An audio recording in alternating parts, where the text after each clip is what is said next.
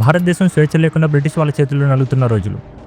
ప్రజలను పన్నులతో ఇబ్బంది పెట్టి భారత ఆర్థిక వ్యవస్థను బ్రిటిష్ పాలకులు దోచుకుంటున్న రోజులు కూడా అవే. 1893 సెప్టెంబర్ 11 స్వామి వివేకానంద చికాగోలో జరిగిన వరల్డ్స్ పార్లమెంట్ ఆఫ్ రిలీజియన్స్ మహాసభలో sisters and brothers of America అంటూ ప్రసంగం ప్రారంభించగానే సభ మొత్తం లేచి 2 నిమిషాల పాటు చప్పట్లతో స్వాగతించింది. బ్రిటిష్ వారు భారతీయులను వెనుకబడిన వారిగా చూపిస్తుంటే చికాగో వేదికపై వివేకానందుడు చేసిన ఒక ప్రసంగం ప్రపంచం ముందు భారతీయ తత్వశాస్త్రం, ఆధ్యాత్మికత, సంస్కృతిని గొప్పగా నిలిచేలా చేసింది. ఈ ప్రసంగం మహారాష్ట్రలోని లోకమాన్య బాలగంగాధర్ తిలక్పై కూడా ప్రభావం చూపించింది.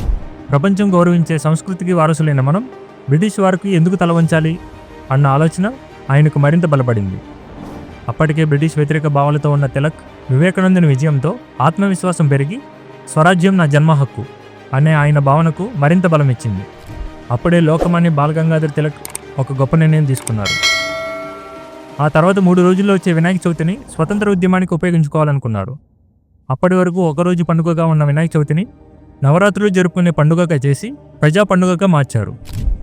1893 సెప్టెంబర్ 13 అప్పుడు భారతదేశంలో వచ్చిన గణపతి పండుగను ఒక సామూహిక వేదికగా మార్చి అక్కడే దేశభక్తి ప్రసంగాలు, నాటకాలు, పాటలు నిర్వహించడంతో కులమత భేదాలు లేకుండా అందరూ కలిసే పండుగ జరుపుకోవడం మొదలైంది. గణేష్ నవరాత్రుల్లో స్వాతంత్రంపై రహస్యంగా చర్చలు జరిగేవి. బ్రిటిష్ ప్రభుత్వం పెద్ద పెద్ద రాజకీయ సభలను సైతం నిషేధించగలిగింది, కానీ మతపరమైన పండుగలను ఆపలేకపోయింది. మహారాష్ట్ర వీధుల్లో గణపతి ఉత్సవాలు కేవలం పూజలకు మాత్రమే కాకుండా స్వాతంత్రం కోసం జరిగే సమావేశ వేదికలు అయ్యాయి. చాలా తక్కువ సమయంలోనే మహారాష్ట్ర నుంచి ఈ ఉద్యమ పద్ధతి దేశమంతా వ్యాపించింది. అలా స్వాతంత్ర పోరాటానికి వినాయక చవితి ఒక బలమైన పునాది అయింది. 132 సంవత్సరాల చరిత్ర ఉన్న గణేష్ నవరాత్రులను సరదాగా కాకుండా బాధ్యతగా జరుపుకోవాలి. పర్యావరణానికి మేలు చేసే మట్టి విగ్రహాలు మాత్రమే వాడాలి. దేశ సమస్యలు కాకపోయినా మన ఊరి సమస్యలపైనైనా చర్చలు జరిపి వాటిని పరిష్కరించే దిశగా నిర్ణయాలు తీసుకోవాలి. అందరూ కలిసి మంచి పనులు చేస్తూ పండుగ జరుపుకుంటేనే నిజమైన వినాయక చవితి.